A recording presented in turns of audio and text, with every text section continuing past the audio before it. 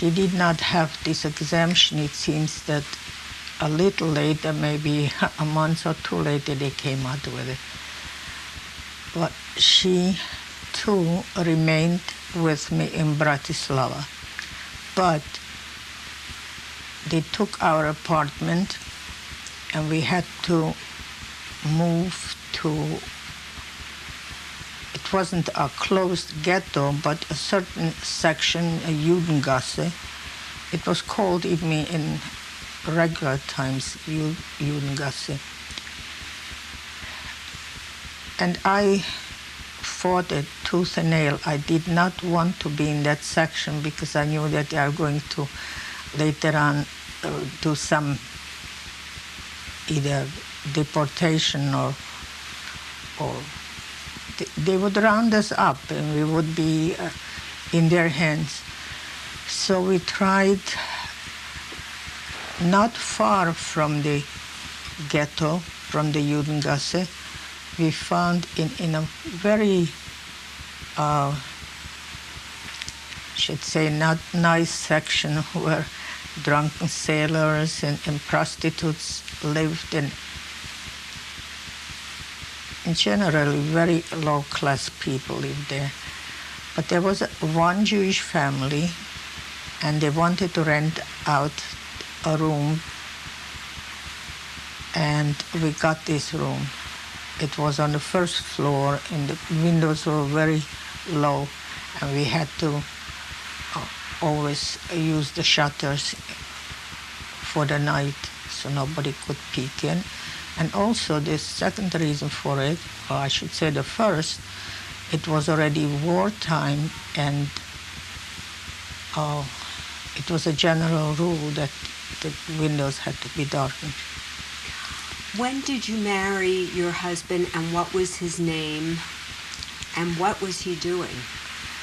At the time when I married him, he was with the, how should I translate it? Judenrat, a central office for Jewish matters, I would say. He had a twin brother who was a lawyer.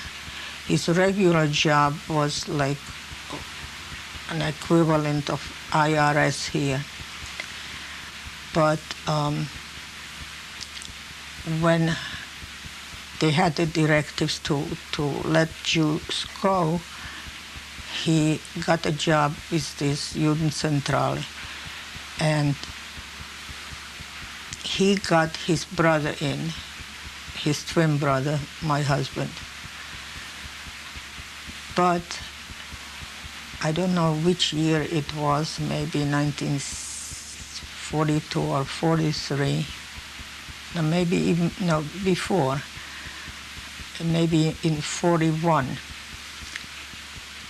that from that office, they sent a few workers to the Ministry of Interior. It was, they created a new department, number 14, for Jewish matters.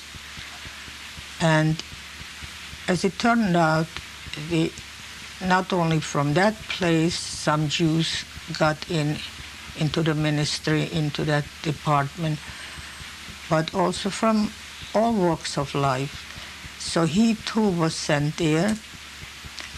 I knew a few people, like one famous Jewish actor, but he was in the Slovak theater, the National Theater.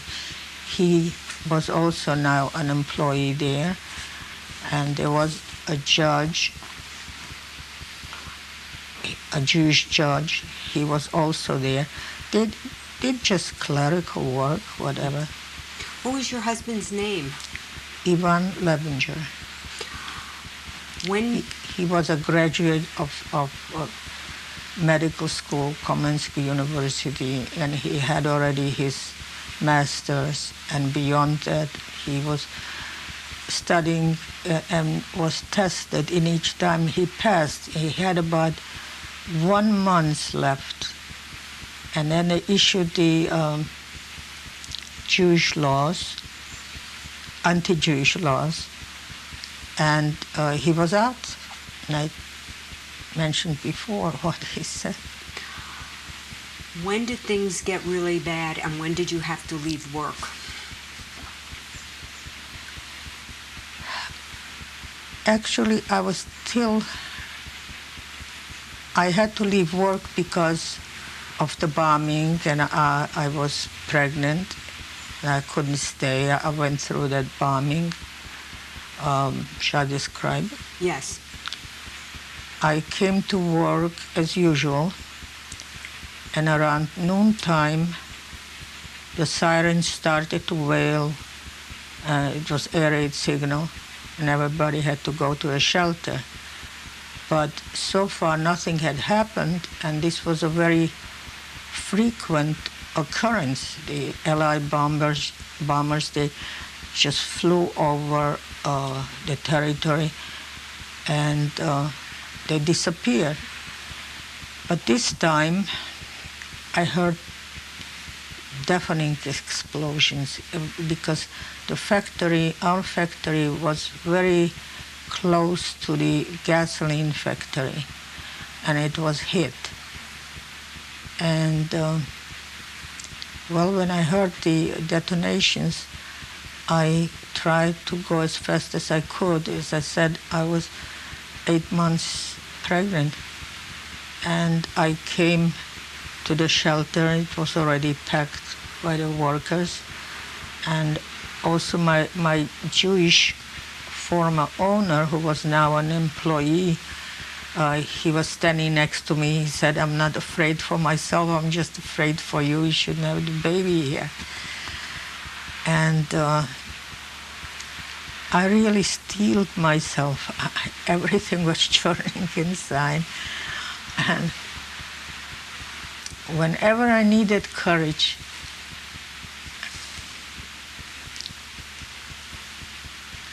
I always thought of my mother. And finally, when the whole ordeal was over, and they opened the door and I came outside, all you could see was black smoke, churning to heaven, black smoke. I tried to get as fast as I could to the road where buses were running. But when I came there was chaos. People running in all directions. And soldiers on horseback with megaphones telling people to go back because another air raid is coming. And I was just like frozen. I went into shock. I could not make a step.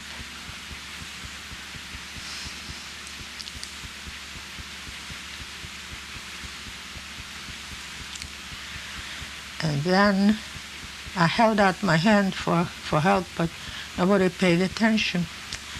And then a young woman that I knew only from eye contact in the bus. We took every day the same bus.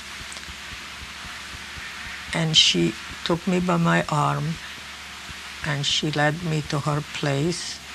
It was another construction company that was close to our factory. And when I came in and I saw Hitler's oil painting, a huge oil painting, I got so sick at my stomach. And I kept on saying, "Is it over? Is it over? Can I leave?"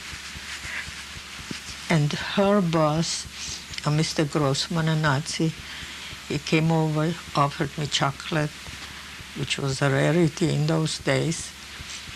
And finally, the all clear signal came, and I left. I went back to the bus stop, and this time the bus came, and I got on.